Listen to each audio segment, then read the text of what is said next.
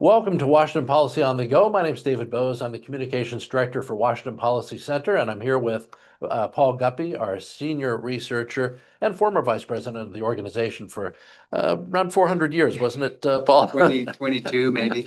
But he has kept his eye on state politics and policy developments over the course of the better part of going on 3 decades now, but he's one of our experts who you probably enjoy with his video updates. And we thought with the election results in, we would talk about what happened in Washington State and elsewhere and the impact of what the impact of that might be.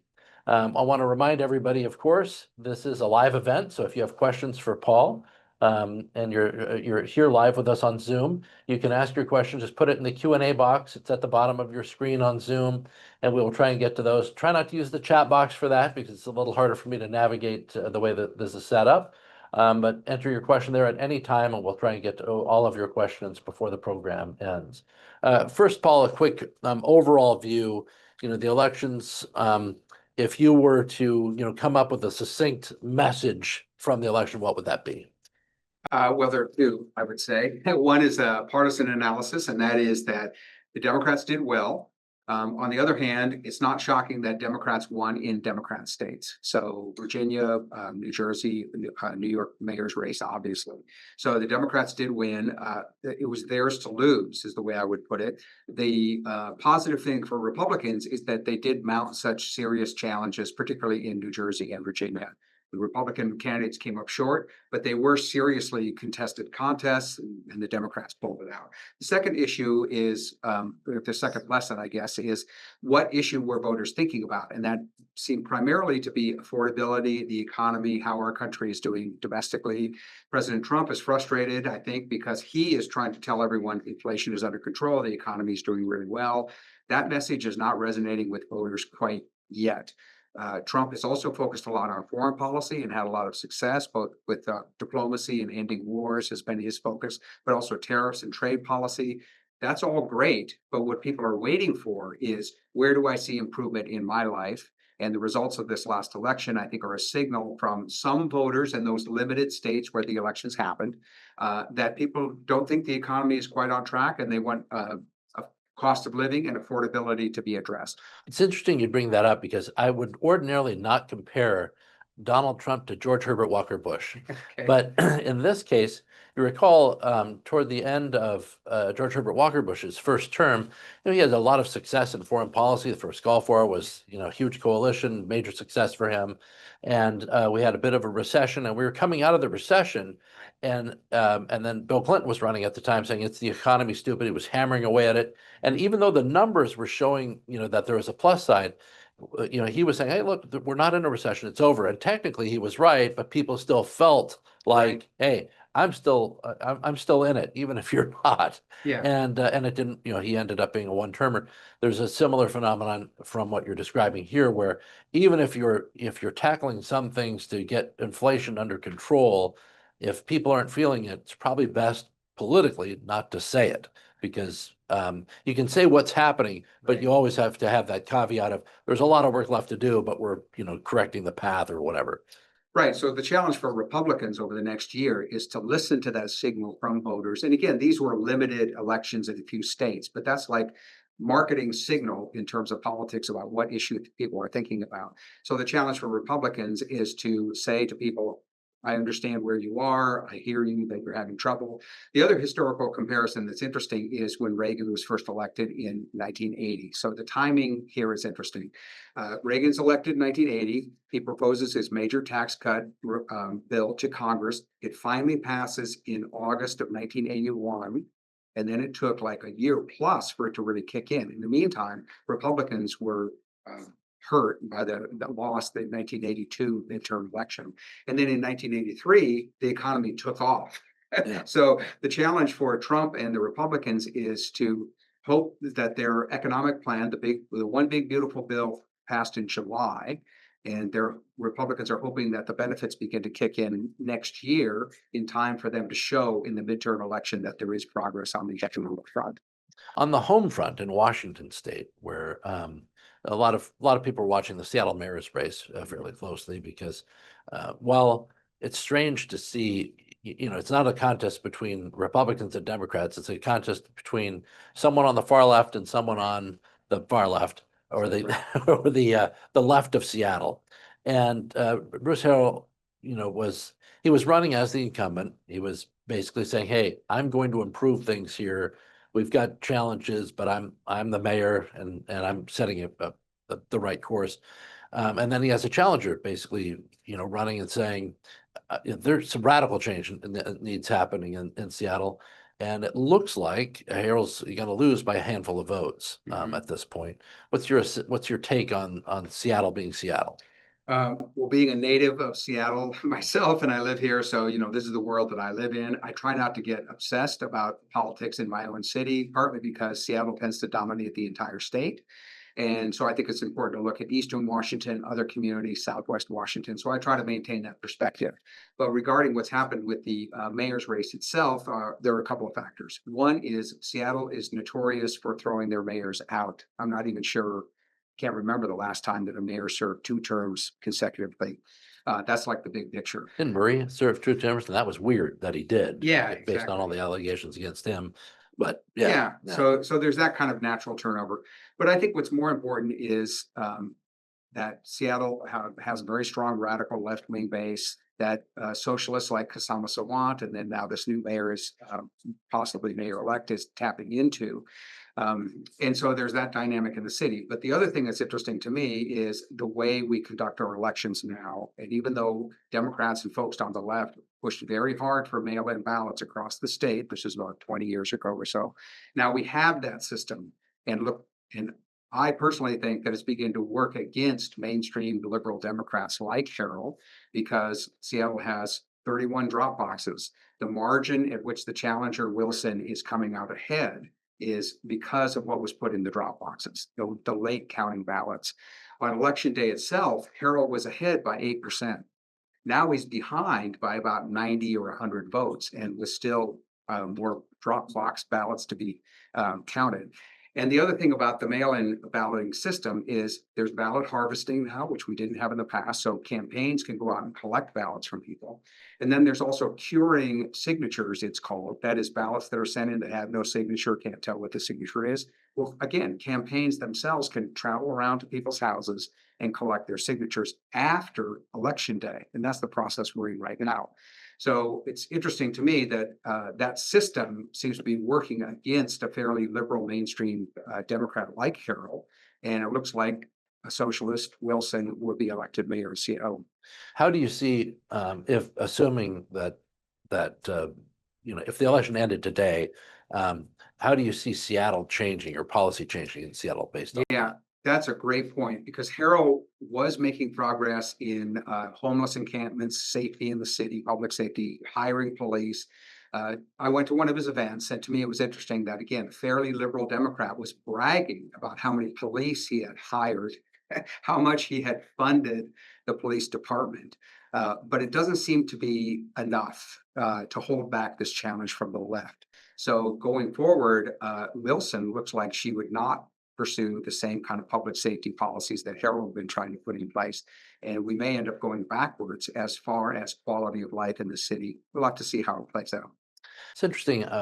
After elections, I like, whenever I catch an ad, pro or con, I like to see which ones are effective. And to me, there was one ad that Harold had on his side. I think it was an outside group doing it, but it was an ad where he asked her a series of questions in the debate where there was just kind of silence, and they just played this over. And I thought it was a pretty devastating ad compared to most, because most of the time, it's somebody else saying something bad about somebody. This is one of those where they're just highlighting, this is who your option is. Exactly.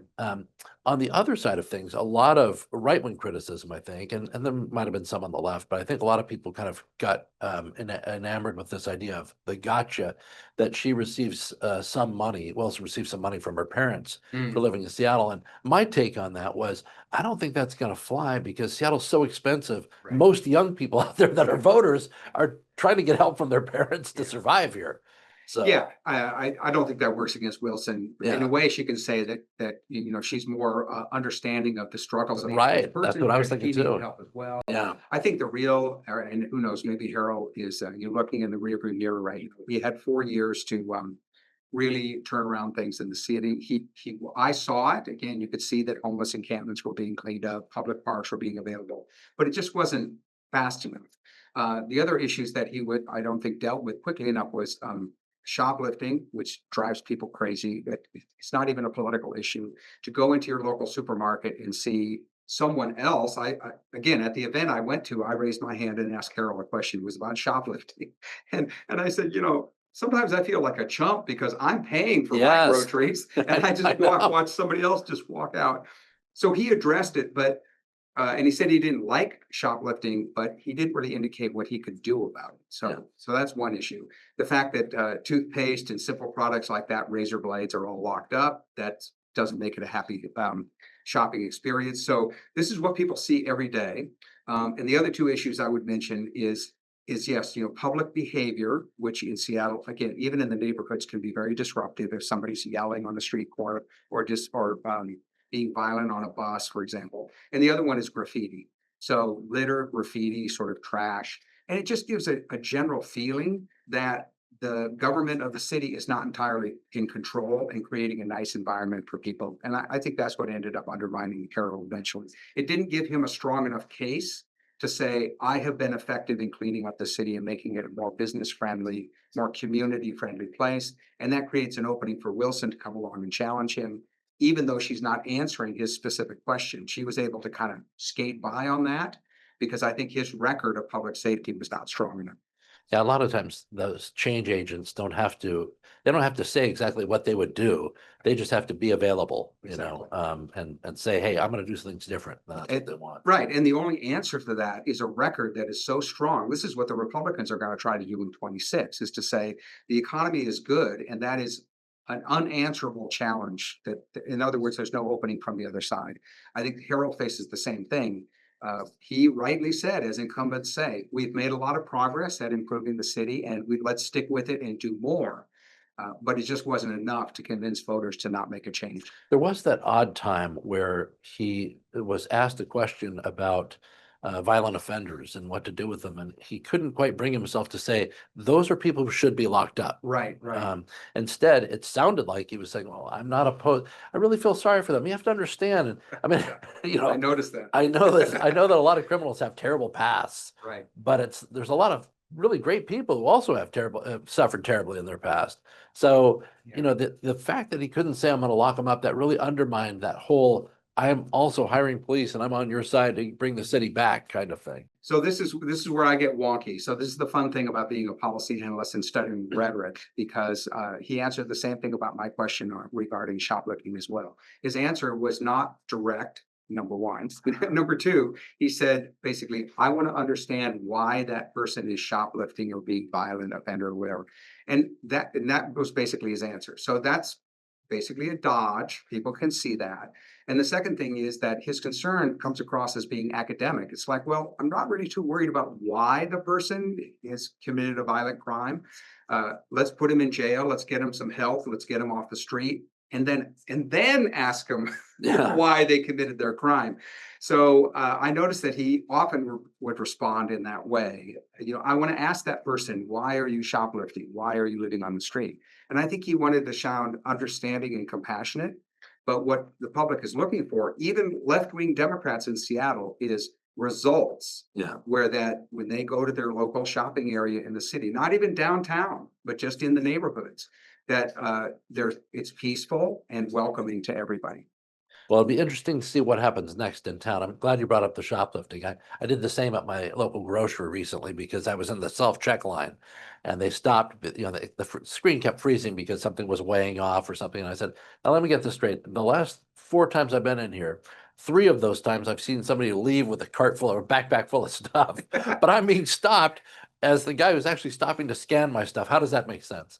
And of course, they were saying the same thing. It just drives the clerks crazy to see that happen every day. And business people get upset at the business, and that's understandable, but the government has really tied their hands. They can't do anything. Yeah, it's sad. It's what it is. It's a policy issue. It's not a market issue. Yes, and policy matters. That's why we're here. What about other elections in this state? How did the constitutional amendment turn out, by the way? I think it passed. which again is a little worrying because it creates so what the issue was can a trust fund that the state has be invested essentially in the stock market. I think that's a bad practice. I'm a big fan of the free market, capitalism, the stock market, but not when the government is a player. So I think that's an important safeguard. But it looks like that there were 2 attempts to pass it, and it looks like that constitutional change has been made, which will allow um, uh, government officials, I guess, to put some trust funds in the stock market to try to make more profit. Of course, what they argue is, well, we're bailing out the trust fund. It's going to be good for the program. And maybe that's the case, but it didn't. Again, it does create risk for taxpayers because if this trust fund is mismanaged or the market dips, you know that state legislators will immediately turn to the rest of us for a bailout. In the private sector, if a company or an investment loses money, it's on them. But taxpayers backstop everything that public officials do. And I don't like to see them taking risk in the stock market. Looking across the state, I know Spokane, apparently I was speaking to some who were disappointed in the election results in Spokane for they had some city council races because they were hoping for greater representation for those who want to basically clean up Spokane and fix it. And it was kind of surprising because remember the sitting council they really, I mean, the voters of Spokane had a proposition where they were going to take on this whole clean spaces issue strongly. Yeah, And it was like 74%. I mean, the people really wanted it, but then the city and the leadership basically fought the people on that. And there doesn't seem to be a big price to pay for that, which is kind of surprising in some ways for Spokane. But is there anywhere where you've seen, some hope for a greater competition for ideological policy or forces in Washington State? Well, again, I mean, fundamentally, anytime I look at any election in Washington State, I always have to keep in mind that the mail-in balloting system is not necessarily giving you an accurate view of what the voters want. So until we have a more transparent and I guess stronger election system, the outcomes are always a little bit suspect. I think that's just a structural problem that we have.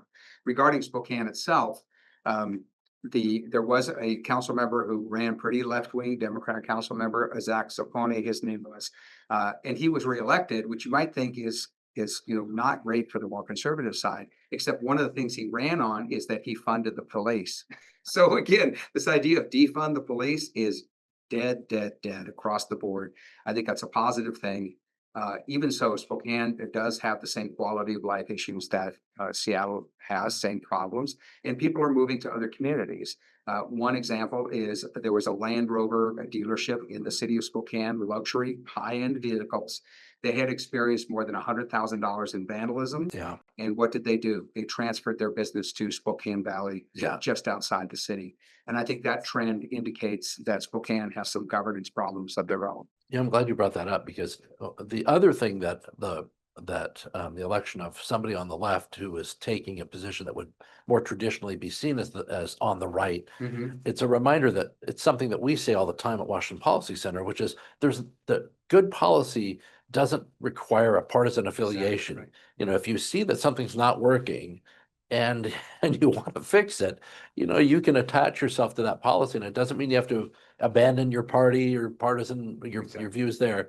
There are ways to fix that should be nonpartisan. So that's a plus. Yeah. What about California? Have you been paying attention to the redistricting issue there and how California shapes up? And as someone who has some federal government experience yourself, how do you see that shaping the world ahead? Yeah, so the Proposition 50, which was going to change redistricting in California, Governor Newsom got exactly what he wanted. Voters approved that. They will now change the districts in California. Democrats are looking to pick up 5 seats from that. That will affect the balance of power in the House of Representatives in the next election. But of course, Texas and other states are also doing their own redistricting, so they may pick up Republican seats. So that may all balance out in terms of numbers. What's distressing about it is how openly partisan this was. Governor Newsom said straight up, I'm doing this redistricting in order to get more Democratic wins. And the same in Texas on the Republican side. So the best system would be we have a census every 10 years. We draw district lines on a fairly fair, even basis. And then those lines stay in place for a decade, and then they're adjusted again at the next census. that would be the most stable and the best. Instead, we have this manipulation going on. In California, one of the reasons the voters went for that is because they were told that this system is one time only, that it's temporary, and that California will go back to having a bipartisan districting commission once this cycle is over. We'll see whether that's true or not. Washington State does have a bipartisan districting commission, and we do the districting once every 10 years or so. We have had some funny business in the Yakima area. I was about to say, most recently, we've kind of abandoned that in favor of the wrong kind of Latino was elected Exactly. in the Yakima district. Yeah, so that's crass identity politics where Democrats say that they support, Hispanic, Latino women candidates. But if that person's a Republican, they don't care. Yeah. So, and we saw the same thing in Virginia where a Black woman was running for governor, but she was a Republican and the Democrats fought her like crazy. So identity politics can be not only being destructive, but also very hypocritical. But the problem that happened in the Yakima district was really with the judges, where they bought a partisan argument from the other side and changed the district. And I think the judiciary made the mistake there. Instead of saying the district lines are fine, they agreed with the pitch that the Democrats made and changed the district. We'll hope that doesn't become a pattern in our state. There was some wonderful comeuppance there in that when the district changed, they still didn't get the candidate that they wanted. Yeah, So it's still, because after, in spite of all this manipulation, Yeah. there's still the voters think about it. They Yes. get to weigh in at some point. in California, though, Governor Schwarzenegger, who was, he's no Trump fan himself, was taking on Newsom. And if I was a betting man, I would say Governor Schwarzenegger was correct in his assessment, which is if you do this, it will not disappear. This is not one of these things that's going to go away after one or two terms. This is one of those things that people will have it. They're going to protect it. They're going to love that power, and they're going to keep it. And it shuts down representation for a great number of Californians. 40% of Californians are Republicans or something like that. Right. And you're right. That is a pattern that's becoming a problem where 90% of the congressional seats are held by one party. In Washington State, we have 10 congressional seats, and 8 of them are held by the Democrats. There are some states that have no Republican representation at all. And I think that's a bad sign for our country when we're starting to become geographically divided, either from people moving or from blue states kind of locking in victory for Democrats. And again, Republicans try to do the same thing in red states. I don't think that's a good trend for our country. How do you see this? We were speaking earlier about this being a roadmap, basically a signal. I was kind of picturing James Carville, throwing it up as a bat signal for the midterms, as far as it's the economy stupid, for everybody. But let's start with Washington State. Is there anything in the election results that you see that might indicate the fate of, say, the initiatives that are going around right now, assuming that they qualify for the ballot, or for any kind of change in legislative representation? The legislature, probably not in the short term. The reason is because Republicans were challenging 2 Senate seats and Democrats held on to both of those. There's an interesting pattern that Democrats have used since they hold the governorship, and that is a state legislator resigns or is made the head of an agency midterm, and then the governor or the party appoints somebody to fill out that seat and then runs for re-election. So in both cases, there were basically incumbent Democrats who were running to seats that they had been appointed to. So to me, that undermines democracy because there's this behind the scenes manipulation first before there's an open seat that comes up. And that's just a larger problem. But the other thing about the initiatives is that those are like a market signal from the public as to what issues they are concerned about. Parental rights, boys competing in girls' sports, other issues like that. And Democrats have tended to ignore those issues. Or when a initiative is passed, like the parental rights initiative, which already passed, Right. the next session they repealed it or undermined it, and the year it comes back again. So I don't think that pressure from the public is going to let up. And I think these initiatives will probably qualify and get the signatures. And then the way it's set up is that in January, the legislature will have to consider whether to pass those or not. I don't know if it made any difference or not, but in the Caldier race for the Senate, it was interesting. My Facebook feed is just since I live nearby, probably although I'm just outside of that district, I saw a lot of infighting there. I'm on the Republican side of the fence, And it's one of those things where if you're in a state where that's predominantly on one side ideologically, and you've got a big division or even a small division on the other side, that makes elections much more problematic. And just a reminder, I think it seems like the left is a coalition of people with common beliefs, and the right is a loose affiliation of people with disparate beliefs that happen to share just enough, Right. to want to change direction. It's a much more difficult coalition to hold, I think. Yeah, so that's what conservative activist Grover Norquist called the Leave Us Alone coalition. That what unites people on the right is they don't want government to interfere in their lives. You're right about that. There is the tactical problem of any minority party in a state, whether it's Democrats or Republicans, of centering around one program and then presenting that to the public. But that's what Newt Gingrich did in 1994. He developed a contract with America. He got broad agreement among Republicans and then presented that to the country. It turned out that it worked. There was an irony in the 1994 election is that Democrats began to promote the contract with America because they thought it was bad for Republicans. So they were actually helping to advertise it. Now, it turns out that that was a big plus. The same thing is true for Republicans in Washington state is to try to come together around the central message. One dynamic that I have seen is uh, state Republicans tend to distance themselves from Donald Trump because they polls show that he's unpopular in our state.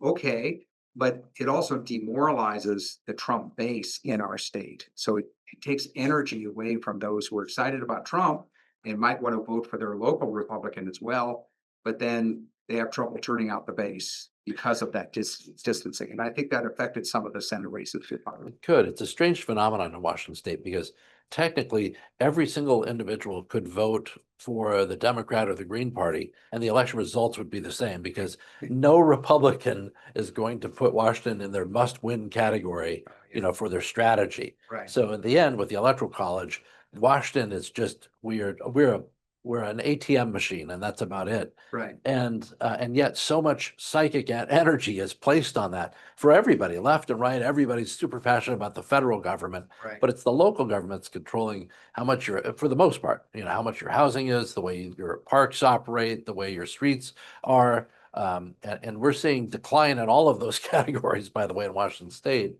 But we're really the focus is still on the federal government to come and fix things, quote unquote, instead of the focus being on state elections and state policy and how state policy is influencing our lives. Yeah, and also the national election is used symbolically, so it's like virtue signaling, and that's where a Right. lot of the strong anti-Trump hatred. I mean, I'm really amazed at how passionate people can get about a state or local race because they want to vote against Trump, quote unquote, quote unquote. Well, there's no opportunity to do that for real, and so people get drawn into that kind of passion. But you're right. The focus really should be quality of life in your community. What is the tax burden like? Property taxes is incredibly frustrating for people, and they should vote accordingly if they want relief. The other area is the business climate as to whether small businesses are able to prosper in your community, and for that you need public safety. So there really isn't anything that Donald Trump is going to do about that, or the federal government. And so a focus on local issues is really, I think, what Republicans should focus on. The one election we haven't talked about at all of big importance, even nationally, is the New York mayoral race. We talk about mayoral races in Seattle. We're a big city, but a small big city. Right. And then there's New York. New York stands alone. I mean, its economy is so big. It's like it's bigger than most other nations out there. And so when New Yorkers have a mayoral race, they rightly people who run for mayor, they consider that a huge accomplishment when they're mayor of New Right. York. And now we have what, a 34-year-old individual there with very little experience, and by little I mean next to none. Right. And he's going to be running, one of the most complex and complicated cities in the world. And he's running it from shall we say, a ideologically leftist point of view, hard Socialist left. point of view. Yeah, and so Cuomo was rejected. My own take on that was that, again, it's kind of like Harold's race here, which was you have a guy who kind of feels like it's the Bob Dole phenomenon where it's his turn. He's there, he's got the experience, and he really didn't have, he didn't have something where if you were to ask what was the Harold platform, what was he really going on? Kind of vague public safety promises, but also really empathetic with people who might commit crimes. There wasn't a clear reason why you're there. Cuomo kind of had that too, where it was like, hey, I'm a Cuomo. It's my turn. I should be mayor because Cuomos are always, we're always here. We're governors, we're mayors, we're in positions of power. And I think people were it was like the Jeb Bush campaign of the left, where it was, an exclamation point next to his name, but people are um, exhausted on the whole political uh, dynasty kind of approach. What was your take on that? It was a couple of interesting things. One is to touch back on how large New York City is. Yes. So you have to keep in mind the scale. About a year ago with family, I was visiting Ireland, which is, fun. We're in Dublin, which is the capital of the country. And all we could notice was how friendly people were, how nice it was. But then a thought came into my head. I'm like, wait a minute, the whole country is barely like 5 million people. It's smaller than Washington State is actually. So New York is entire magnitudes bigger than that, more complicated politics, more challenging. My first flight in, I remember just thinking, Yeah, Seattle is so small. I mean, I remember thinking Seattle's a big city, and then I flew into New York. I thought, nope, we are not. this is a real world Yeah. city. And so the politics is complicated and again, much higher stakes. But having said that, I think the Mamdani win does create a challenge for Democrats nationally, just in terms of their brand. So that's a case of that problem cropped up in the primary, not in the general election. And that's where Mamdani won that primary, beat out not only the incumbent mayor, but more moderate Democrats. And that leaves the Democrats with that problem. He is now the face of the Democratic Party in a lot of ways. That's not literally true, but Republicans will certainly point to him. Hey, they just elected a socialist of America's largest city.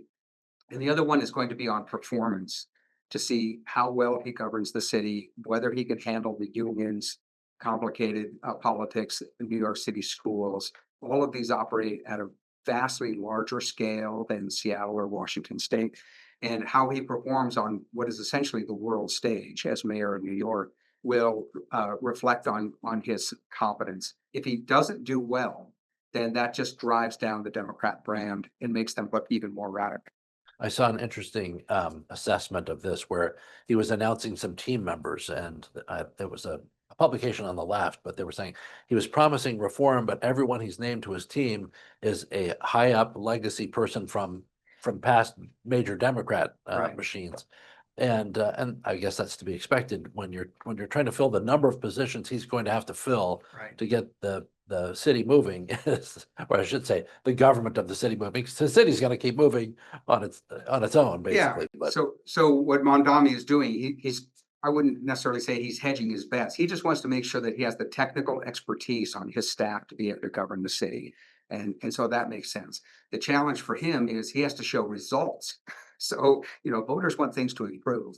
The other problem for Democrats more broadly is every Republican party, every political party in every democracy in the world has a fundamental professional challenge, and that is how do we control our extremists? If the far edge of the party ends up dominating, again, that drives down the reputation of the party. So, electing a socialist or uh, Trump calls him a communist, but either way, Republicans have I keep saying that Democrats have a problem of controlling their own extreme left. And that's a structural problem that they had in the last couple of election cycles. I think it's why they lost the 2020 election. And that's a problem that they're going to have to solve. there is a couple of comments in. Janice is in Spokane, says districts were redrawn some years back. She was in a solid Republican district, and now it's pretty squishy, she says. And the city council and mayor race in Spokane is very left, and the outlets of the media kind of share that. Well, that's a problem shared by Spokane and Seattle, which is regional media. I think we're breaking through finally, and the fact that we have our own YouTube channel, your updates, you can get up to 50,000 views each week. So you're no longer held back by the traditional media like you once were. However, to the degree that they're still in power, there has been a lot of challenges where it's been difficult to get the media to challenge the status quo because they take the word of the government for it. I remember when Inslee had the early release of prisoners challenge, Mhm. and the majority coalition caucus at the time said, well, we're going to investigate that. And the media response echoed the governor's, which was, how can you do, why are you investigating this? It's like, well, Right. you know, people died because of an early release of prisoners. That seems like a no-brainer to look into. And there are other related things, whether it's transportation, you know, just policy things that deserve more scrutiny that are not looked at closely. That's starting to change. We saw a report card for Washington's future. We presented some data. You know, you saw Hannah Kim of Q13 do a follow-up with Superintendent Reichdahl, Mhm. saying, well, you know, Reichdahl was trying to dismiss everything because it's this think tank. Mhm. And she said, well, the data's from your organization. The data is real. And that was one of the first times I've seen that happen in a long time. It was very refreshing seeing, you know, media is not, they don't seem that like they're just going to take the word of whoever's in charge anymore. That's a plus. So Spokane, we're with you. Did you want to? Just briefly about the legacy media, Yeah. mainstream media, is that, they pride themselves on being watchdogs but they just don't fulfill that role. Part of it is laziness. That's just so much easier to go with the governor's press release and swallow that story. Part of it is because they're partisan, so they sympathize with the Democrats to begin with. But the good news is that there is a breakthrough in alternative sources of information, and people are beginning to hear from other than just the evening corporate news. Now they're hearing from other sources and able to weigh that new information. Another anonymous question from an anonymous attendee here. How much of the results in Washington or nationally are because enough right of center voters have given up and abandoned blue states and moved to the red states, or just given up entirely? I mean, there's Yeah. plenty of voters left their votes on the kitchen table this Yeah, time so around. that's where people get demoralized. Part of it, as I mentioned earlier, is that there are population shifts happening in the country gradually. But, but but it all tends to go in one direction. So New York, Illinois, California, they have all lost population for the first time in history. California, once the golden land of opportunity, has actually lost hundreds of thousands of people who left. Washington State has been about flat, but there is a trend of more conservative Republican voters getting discouraged and moving out of the state. That's definitely the case. The other one is going back to what I said about mail-in balloting. A lot of people just think their ballot doesn't make any difference. They don't bother to vote. So more transparent election integrity would build civic engagement, make people feel like the government is listening to them. If we moved in that direction, that would motivate more people to vote. Any final thoughts on the election results or looking toward the next election? Well, two things. One is nationally, Republicans should take this as an early warning sign that the 26 election can be a real challenge for them if they don't get a strong message on the economy, convince people that they're dealing with affordability and not just deny that it's a problem. That's at the national level. On the state level, I think it's important for Republicans to present a viable alternative to what Democrats are doing, to try to have hold Democrats accountable for a lot of the problems that we have, because we have a one-party state, so it should be able to say if high taxes or the business environment are a problem, the Democrats are responsible for that. So it's time to look for an alternative One of and the center around a single message. One of the funnier things, whenever Governor Inslee would have a press conference during a legislative session, and he would say, "Well, those Republicans are about to do something. We got to stop those Republicans." Well, you know, I worked briefly in the legislature. I know you have as well, but it always made me laugh because, you know, as people in the know, they had no power whatsoever and haven't held the governor's office in what, 40 years at the time of Inslee Right. speaking. And I just thought, boy, the fact that he can get away with saying, you got to watch out for those other guys. Yeah, it reminds me that a terrible dictator, Fidel Castro in Cuba, but 50 years after the revolution, he would give fiery speeches about the counter-revolutionaries are coming. Watch out. We will watch out. So after a while, that just doesn't hold water. And again, life is about the future. People want solid policy ideas. We think free market ideas work best, and those are the alternatives that we can consider for the future. Yeah, and people have to, they don't know what they don't know. And that's one of the great things I think about our report card for Washington's future is for people who think, hey, Washington's this great place. We've got, you know, I think we have unmatched natural beauty compared to all the other lower 48 states. Um, and then and people think, well, we're iconic, you know, we're the place where high tech comes and all this, and they think we're an education, you know, miracle. We've got some of the best education schools here, like the University of Washington, Mhm. and but if you take a look behind the scene, behind the curtain, so to speak, and you look at where the numbers are trending in Washington State, and we've got sharp decline for our eighth graders, I should say sharp decline for fourth graders, sharper declines for eighth graders. We've got sharp declines in terms of our energy or environmental policy. They've been failing miserably, but spending a lot of money in order to accomplish.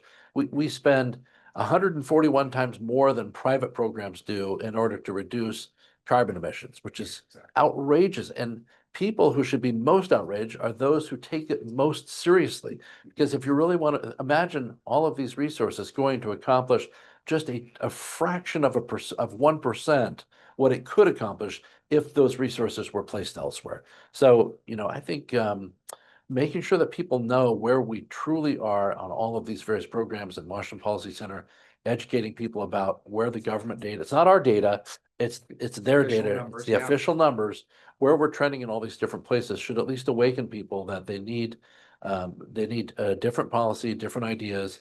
Doesn't have to have a partisan label on it, but they need a different idea if they want to improve things. Yeah, and one thing I'll add to that is that, of course, the major debate over the next year is going to be affordability. Yeah. But one major cost driver for all of us is the financial burdens of government. And Governor Ferguson just signed the largest tax increase in our history back in May. And so all the energy costs are high, gas taxes are high, property taxes are at record highs. And so my challenge to any elected official or candidate of either party who's running for election and talks about affordability, I'm concerned about the cost of living. I want to know, what are you doing to reduce the tax burden or the cost that government is imposing directly on our lives? That's not just some academic market forces that are out there. The cost of government is something that elected officials can control directly. And I always want to hear from candidates, if you get into office, what are you going to do to reduce the costs that you impose on the rest of us, just to create that direct accountability? For years, Washington State has had surplus, unexpected revenue coming in. Tons and tons of taxpayer revenue coming in, billions and billions of dollars. Right. That's why government's grown, 48% in the last few years, adjusted for inflation. And during that time, over the past 10 years or so, officials in power have said it's not time to cut the sales tax rate, the state sales tax rate. Never time. Not time yet, because we've got all these new expenditures we've got to do. And now that things are on the downturn, we'll hear the same, it's not quite time yet because we've got all these things that we got to keep funding. So you could cut any random government activity by 20% and nobody would even notice. There's just so much waste out there. So the first thing I look for is, like I said, what are you doing to be sensitive to the cost of living for the public and do something about that? Just look at the numbers, and they're not our numbers, remember, they're the numbers of the state. Look at those numbers and see if you have if you're spending 141 times more than private sector is in order to accomplish emissions reductions, and you slash that program by 20%, the amount that you would be, the amount of damage you'd be doing to the environment could be less than zero if you just applied the other money differently. So that's where the big. I always hear, whether it's national or state level, I've always heard, or other states, it's the end of the world if a state cuts the sales tax, or Tennessee repealed its income tax, for example. And you always hear these horror stories about what's going to happen if taxes are cut. And then taxes are cut and none of those bad things happened. Yeah. So I'm sure that Washington State could easily handle tax relief. I don't think it would harm our state at all. In fact, it would make public services more efficient. Yeah, and they would work better, actually. We could certainly use more of that. Well, thank you, Paul. Thanks for joining us today on this edition of Washington Policy on the Go. We're with you every week during the legislative sessions, but every other week. We'll probably take a couple of weeks off during the holiday period, just because once about December 15th hits, everyone's mind is on Christmas only. But in the meantime, every other week we'll be here for you, and you can watch for us not next Tuesday, but the Tuesday after, for another edition of Washington Policy on the Go. Thanks so much for joining us, and we look forward to, if you're in Spokane, by the way, we've got a healthcare summit coming up, so be sure to check up on our website and join us there to learn about how the costs of healthcare and the burdens on hospitals are putting a great danger on your hospitals and mine, and what we could do to fix that. So go to washingtonpolicy.org, go to our events page, and check that out. And also, if you're not a member of Washington Policy Center, we survive on private donations from people like you. So if you are not a member and you want to become one, there's a low threshold. Just come on, join us, be committed, and encourage your friends and others that believe, as we do, that free market forces are the best way to change policy and guide policy. Join us and be a member. You can find out how. Just go to washingtonpolicy.org. Right there at the very top of the page is a giving page, and we'd encourage you to do that as well. Thank you so much, and we'll see you in 2 weeks. If you found this informative, share it with a friend and consider checking out one of our suggested videos over here. Make sure you're subscribed so that you can stay up to date with the latest policy news from Washington.